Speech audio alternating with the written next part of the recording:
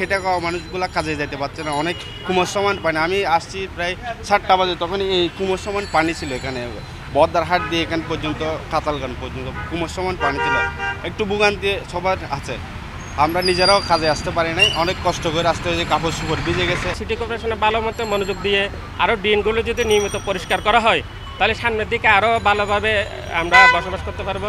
তবে city corporation CDA যৌথভাবে এবং সিটি কর্পোরেশনকে যথেষ্ট সাহায্য করা দরকার এবং সিটি কর্পোরেশন ড্রেনগুলো আরও ভালো মতো যাতে পরিষ্কার করতে পারে সেই জন্য মনোনিবেশ করা দরকার। এই ব্রিজটি যখন তৈরি করা হয়েছিল তখন এই রাস্তাটি এত গুরুত্বপূর্ণ ছিল না, এত ব্যস্ত ছিল না, যার কারণে এটি ব্রিক স্ট্রাকচারের উপরে একটি ব্রিজ এখানে হয়েছিল ব্রিক স্ট্রাকচারের উপরে।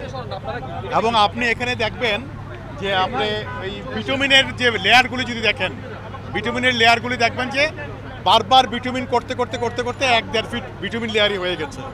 তার মানে এই রাস্তাটা এত ব্যস্তও ছিল না, এত ভারী যানবাহন চলার কথা ছিল না এবং সেইভাবে ব্রিজটি ডিজাইন করা হয় নাই।